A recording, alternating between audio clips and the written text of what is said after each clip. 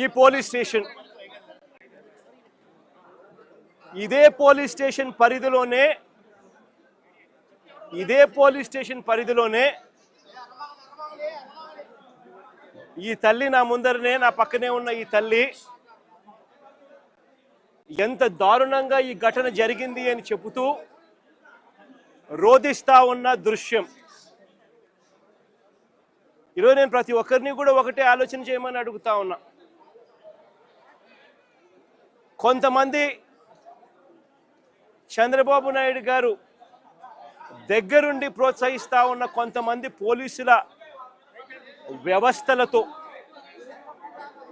ఈ కొంతమంది చేసే ఈ కార్యక్రమాల వల్ల మొత్తానికి ఈ రాష్ట్రంలో పోలీస్ స్టేషన్లకి ఏదైనా అన్యాయం జరిగితే పోవడానికి కూడా ఎవరైనా కూడా భయపడే పరిస్థితిలోకి ఈరోజు ఈ రాష్ట్రంలో పరిపాలన సాగుతూ ఉంది. నేను అడుగుతా ఉన్నది ఒకటే, ఇదే పోలీస్ స్టేషన్ పరిధిలోనే ఇదే పోలీస్ స్టేషన్ వేదికగా ఈ పోలీస్ స్టేషన్ పరిధిలో ఉన్న ఏసీబీ కార్యాలయం, ఈ పోలీస్ స్టేషన్ పరిధిలోనే కమిషనరేట్ కార్యాలయం, అంటే సిపి, ఏసీపీ, పోలీస్ స్టేషన్లో ఉన్న సిఐ అందరూ కూడబలుక్కొని డీజీపీ సైతం దీంట్లో ఇన్వాల్వ్ అయ్యి ఒకరినొకరు ఏ రకంగా ప్రొటెక్ట్ చేసుకుంటా వస్తూ ఉన్నారు, ఒకరినొకరు ఏ రకంగా వెనుకేసుకొని వస్తూ ఉన్నారు అని చెప్పడానికి నిదర్శనం ఇది. మే మాసంలోనే ఒక ఘటన కాదు, సాయిది ఒక ఘటన అయితే రెండో ఘటన క్రాంతి కుమార్ అనే పిల్లాడిది రెండో ఘటన సూసైడ్. ఈ సూసైడ్ ఒకసారి వినండి, చూడండి.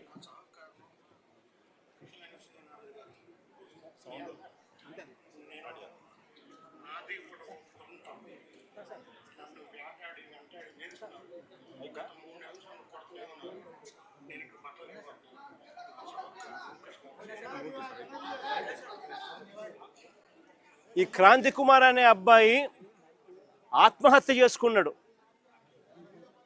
పలాని సిఐ, పలాని పోలీస్ స్టేషన్ పరిధి రోజు నన్ను కొడతా ఉన్నాడు, నేను తట్టుకోలేకపోతా ఉన్నాను, నా చావుకు కారణం తానే అని చెబుతూ మరణ వాంగ్మూలం ఇస్తూ తాను ఆత్మహత్య చేసుకున్న పరిస్థితి. అది మే మాసంలోనే మే 9వ తారీఖున సాయి ఘటన కూడా జరిగింది. మే 9వ తారీఖు నుంచి ఈ తల్లి తన కొడుకుకు జరుగుతూ ఉన్న అన్యాయమైన పరిస్థితిని చూడలేక తల్లిని పోలీస్ స్టేషన్లోకి పిలిచి నీ కొడుకు ఫోటోకు దండేసుకో అని చెప్పి ఏకంగా సిఐ మాట్లాడుతూ తల్లిని హేళనగా మాట్లాడమే కాకుండా చివరకు తన సాయి అనే ఆ పిల్లాడి చావుకు కూడా కారణమయ్యే పరిస్థితిలోకి పోతే ఆ రోజు నుంచి 9వ తారీఖు నుంచి ఆ తల్లి ప్రతిరోజు